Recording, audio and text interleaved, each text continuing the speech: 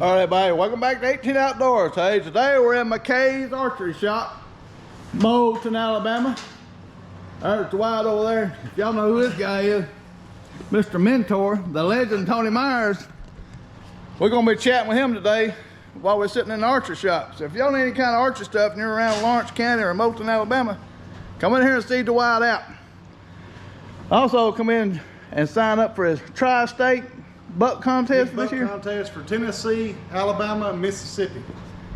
We're gonna try to give away a bow. So all y'all come sign up, and if he gets enough interest, he's gonna give away a bow. If not, top winner gets the money. Yep. Yeah. I think you was involved in that last year. A little bit. A little bit. Yeah. A little bit. Yeah. He was. I think him and somebody just agreed to split the winnings or something. Well, me and Jamie McKay was so close on our deer. They was within an inch, so we just split it down the middle. Wait. Come down to what, 7/8 of an inch? 7/8 of an inch between the two. Yeah. So we just said, hey, we're both winners, let's split it. That's awesome. That's the kind of buddies you need right there. Just split it. Hey, Yep. We're too close. We're both too good of hunters to cower down each other. We just split it. Yeah. Why y'all just have an arm wrestling competition or something?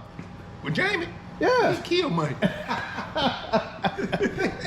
Oh, but anyway, we're gonna sit down here and we're gonna talk about a little pre-season, feed tree stuff and maybe pre-season or early season food sources, and get into what Tony thinks, because this year is kind of a little bit different. So as it's been, so we're gonna get in there and talk to him about that and see what he's got to say, and I'll just hang on.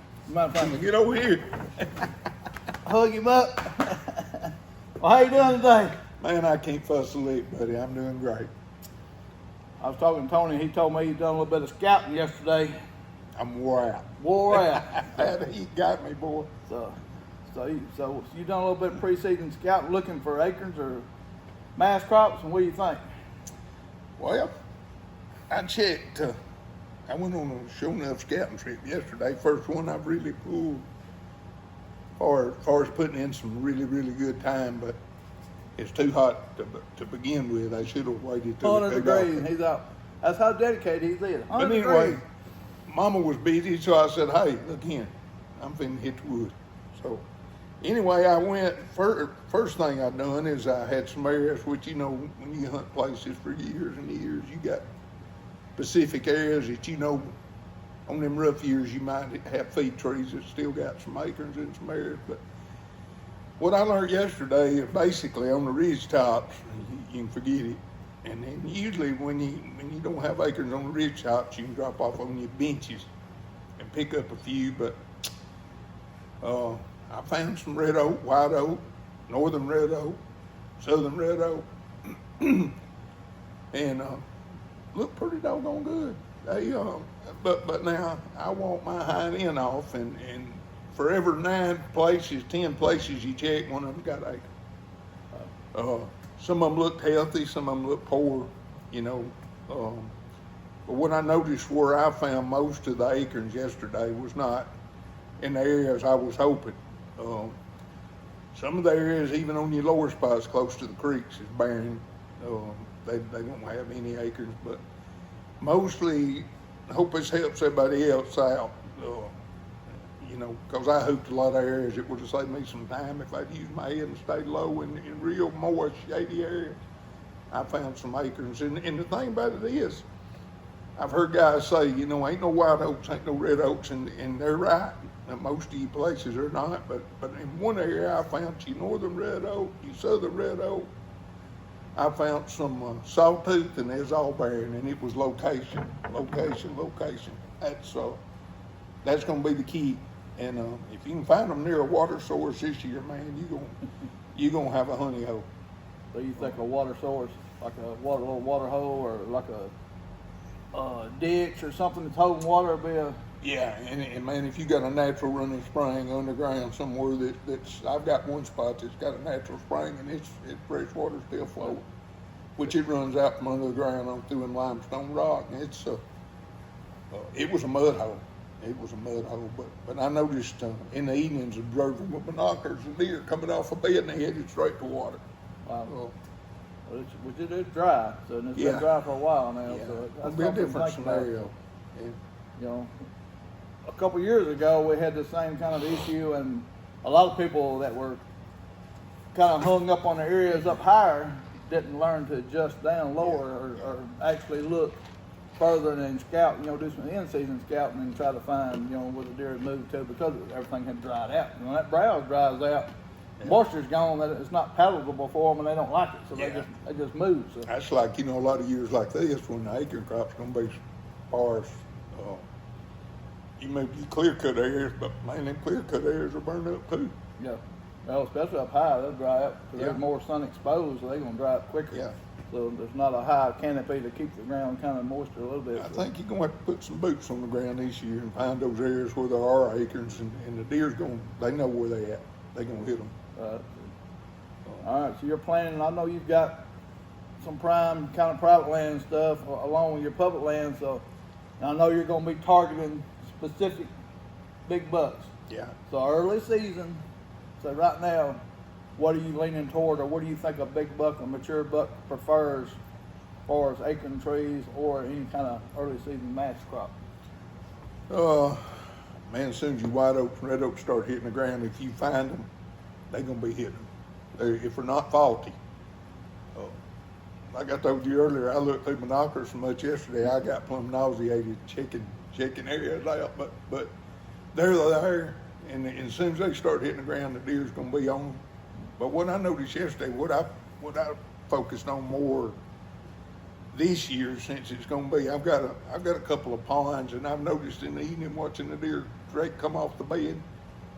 So I pretty well know where they're bedding, and I found a couple of trails coming off. I'm gonna be hunting them bedding trails going to the water source late evening, because they bedded up all day and they want that water right now. And it could change. We could get some really good rain between now and the hunting season, and these little places fill up with water. But if you can get in there, if you got time, everybody don't have time like I do. I'm retired, so I can, even on a hot day, if I want to go scouting, I can go. I would say right now, focus on your low shady areas. Find you some acorns, whether it's red oak, white oak. They're not going to be real particular, because they're going to be hitting them acorns regardless of what they are. White oak, red oak, pin oak. Some areas I've heard buddies say they got some pin oak, water oak in their areas. Wow. But you don't have any kind of particular tree or food source for as mature bucks. Do you think kind of you want to target, where, because a lot of times does, that sign is so visible on oak trees, the ground's tore up, but a lot of times mature buck stays kind of off, and he's got like his own tree or two or whatever. Loners. Yeah. So. Well, that's what I was, yesterday when I saw how narrow the acorn crop's going to be, I went into where I know where the bedding area is, and those trails coming off the bedding area before, so the areas I found where the acorns are, that's where I'm gonna be. I mean, I'm gonna be on them acorns for early season. Just as soon as they start dropping, I'll be there. If the wind permits it. If sometimes early season you can count on that south wind, but this one area in there is gonna be iffy. Gonna have to touch it, and that's where most of the acorns I found gonna have to watch it close, because the way they bed and the way they come in, if you ain't got a dead south wind, it ain't gonna be worth a flip. How you plan on accessing that? So I've got a little area. I'm a one way in, one way out fella. If I find a good area, I thoroughly believe right now, 3-4 weeks before season, get your scouting done, and I won't go back in there. I know where they're at now. I know where the acorns are, and thoroughly believe 100% come in downwind, slip in there. Try not even, I like right now, I was trimming some limbs that I even thought I'd bump on the way in with my scent. And I say limbs, twigs, just twigs, and get you a path in and a path out, and use that path in and path out. Don't leave any more scent than you can help. I didn't even put cameras in these areas or nothing. Just I pretty well know where the acorn crop's gonna be now, and that's here in the next week. I'm gonna hit it pretty hard, and then I'm gonna back off till I get ready to hunt. So I know she said something like you already seen some good rubs. Seen one real good rub. I don't know if it was pretty aggressive. It shot me. I looked over and it's real close to an acorn tree that's got acorns. And I thought, I know no acorns hitting the ground yet unless there's a few maybe faulty. There's a white oak there and the trail, bedding trail coming off of it, heading to the water source. Man, yeah, he had a doggone pine tree about that big around, ripped pretty good. And I mean, it looked more like a territorial, hey, look here, guys. This tree's got acorns. I bed up here. My water source is there. This is mine. Don't. And I believe it was more of a territorial rub. And looked like it wouldn't be no, most of the bucks I've seen one that lost his velvet already. But this looked like a pretty hard-horn rub. It was. Oh yeah, you showed it to me. And I was, that's not a velvet removal rub. That was like you say, like a dominance rub. You know, Yeah, and I believe it was him just knowing acorns there. He's got a water source. He's got a safe bedding area. I believe he was just there's several bucks in that area, younger bucks also. And I think he just let them know, hey, acorns gonna be dropping here. I got water. I'm safe in my bedding area. Just stay out of here. And I believe that's what it was. Are you gonna target him? Yeah. Now, do you prefer to hunt a feeds area like that that's got some buck sign like that versus just tracked up and droppings, you know? Oh yeah, I'd rather hunt a bedding trail like that with a lot less sign as I would a bunch of sign around acorn trees. Most time that's you know group. If it's just tore up, looks like a garden tiller been in there. That old buck, I don't know if he, you know how they are, them old mature deer, they loners. You know? Yeah, they don't like a lot of company. Yeah. I watched two bucks the other day through binoculars, long distance, right here, 100 yards from that area, and both of them shooters. So I thought, my goodness. And they were full velvet. And when I saw that rub, I thought, oh, hey, somebody else in here too. Yeah, they didn't do it, not in velvet. So. Yeah. Wow. So how long are you going to stick with the early season, you know, food source hunting before you kind of, you know, transfer to like some pre-rut stuff or, you know, some travel areas? Yeah. Well, right now, I've got some areas that I'll be hunting just even early season bottleneck is travel corridor because the deer's going to be on their feet this year looking for food and doing more. I think you're going to see more travel routes because the deer's not going to be, if he keeps going like it's going, your browse is going to be, I mean, it's going to be burned up.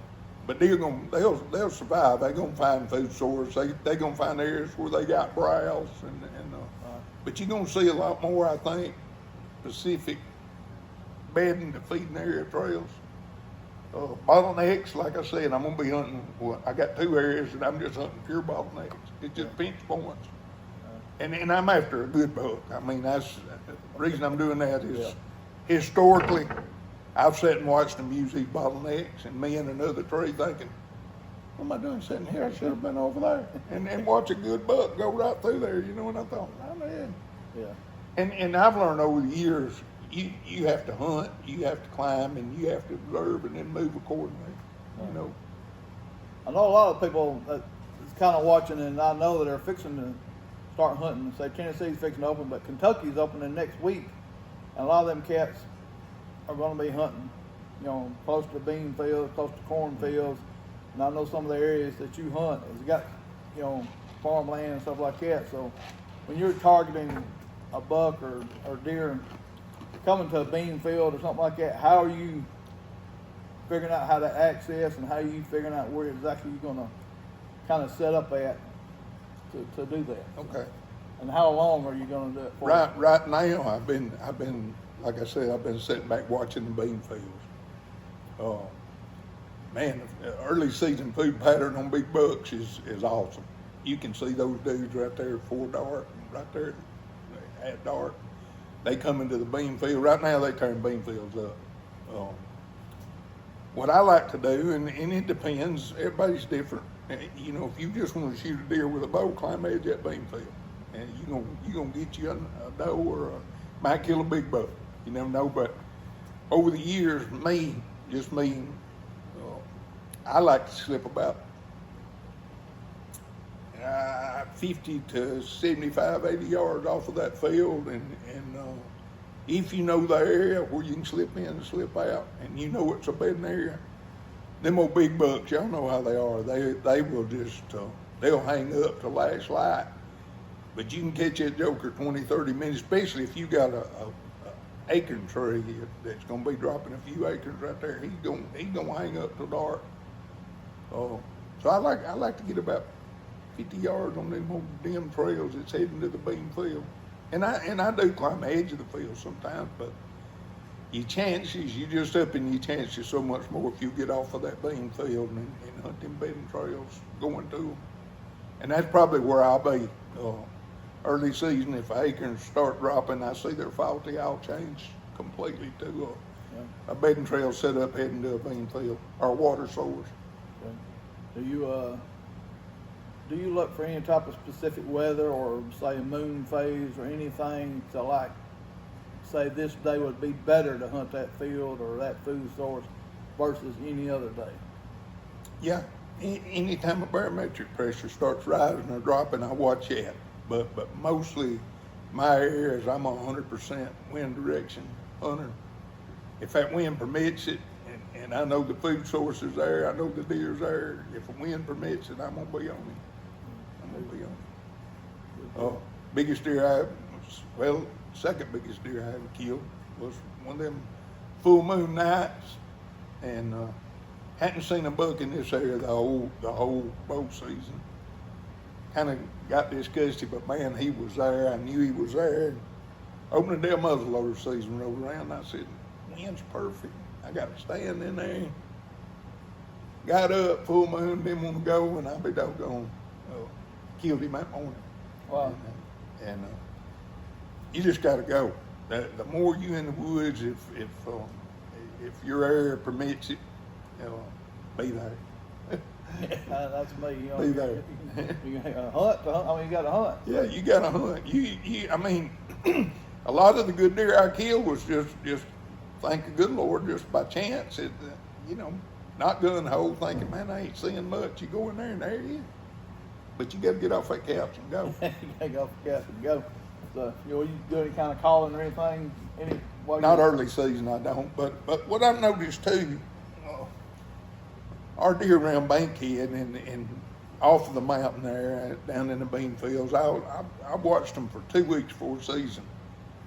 And honest to goodness, a good mature buck, about 5 years ago, I was observing one, a bigger weight point. And he was dead on the money every hit him sword back.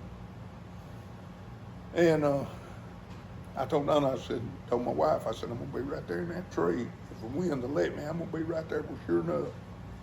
But 3 days before bow season, old my joker disappeared. Totally disappeared. The does he was with that evening fed right 15 yards up me right there, and I said, man. And like I said, I noticed he disappeared. Well, what that tells me, even right there early bow season, you got a few does coming in, and they gonna get on their feet, and mature deer they may totally leave your area completely, and that's what happened. So, if you see that, it happens. I mean, you can observe that deer and observe him, and a week before season, that joker completely leave out. Hurts your heart. That breaks your heart, but hey, you got him 2 weeks before season. You got him patterned to a T. He's a dead deer, but he got different blame. That's how they get old. Them mature bucks, they don't stay patternable that long. They sure most do. of the time, And when they know, I mean, to me, like when pressure starts coming, especially on public land, any kind of pressure, I don't care what kind of. If somebody just squirrel hunting or some kind of change, traffic change or something. Them mature bucks understand it, realize it. They do. They pick and it they up. change their pattern. So, and you got to be ready to adjust. So don't be scared to adjust. No. Sometimes your plan just falls flat in your face, and you got to just pick up and say, "Hey, this ain't working." I know I do. I've wasted my time a lot of times on when I should have left 2 weeks ago. An area that's not producing. Yeah. Now, even let's say bow hunting or crossbow hunting, anything like that, would you see it or like a light rain? Because a lot of times the light rain, you'll see sometimes some more deer or some bucks, especially get out in them fields for some reason or other. Yeah, man, you ain't gonna keep me out of the woods in the rain. Now hard pour down, different story, but you take a old grizzly, hazy day. I don't know what it is, but I've killed more big bucks on them days. They will get on their feet. I don't have an explanation for it. I don't know why, but you can hunt an area, and go in there that day it's drizzling rain, and that sucker will get on his feet. Like I said, I ain't knowledgeable enough to tell you why, but they will. I will not miss a hazy, drizzly day. I'll hang in there with them that day, big time. Well, that's good. That's good to know. That's a good little point. Yeah, I would definitely be there. You ain't gonna keep me out of them woods on them days. Like, any other kind of advice for this early season hunters that you would say? Well, to you? like I said, this is one of them years that we had, like, what was it, 3 years ago? Right. It's gonna be tough. If you get a chance, put your feet on the ground, stay off your tops where the water source has been, the roots is not getting in there and getting a water source they need. Get in your low, shady areas where it's cooler. As soon as you walk in these areas, you can feel a temperature change. Yeah. And some of the areas I check flats, even on the lower areas, are barren acorns, and you just gotta. If you're acorn hunter and you're woods hunter, just find your acorns and get out there, because they gonna find them. They'll be there. But if you hunting your soybean fields early season, I like your bedding trails coming off of them. And like I said, I do hunt the edges some. It depends. But yeah, basically that's what you're going. If you hunting cropland, just gonna be a good year for your crops if they hadn't unpicked them out. Right. But yeah, that's what I do. Well, we appreciate talking to us, Tony. Oh yeah, buddy. Good seeing you again. Anytime. Good luck this season. You and we want to thank McKay's here for letting us come in here and sit and talk hunting. So, if y'all need any bow work or any you also gonna have some more tournaments before the bow season. We have one next weekend. You got a tournament coming up next weekend, so I'm gonna try to get this video up pretty quick. So, y'all check it out. Dwight McKay, McKay's Archery in Moulton, Alabama, and appreciate y'all. Time to get them flat. We'll see y'all. Hey everybody, thank y'all for watching the videos. But again, we appreciate y'all's support. If you haven't liked, please like and subscribe. And don't care if you haven't got one of our books, check out Amazon and get a book. Also, we got a link on there where you can, on our YouTube channel, where you can go on. We got a little store set up. Like if you're interested in any kind of merchandise, shirts and stuff, you can check that out. And we really appreciate anything like that. So again, we appreciate y'all's support. Keep watching. We're gonna keep trying to share the outdoors and how we do some things, and try to help everybody that we can enjoy the outdoors. And we do this for just basically because of the environment and the community that's involved and built around hunting. So again, we appreciate y'all. Like, share, and we'll see y'all again.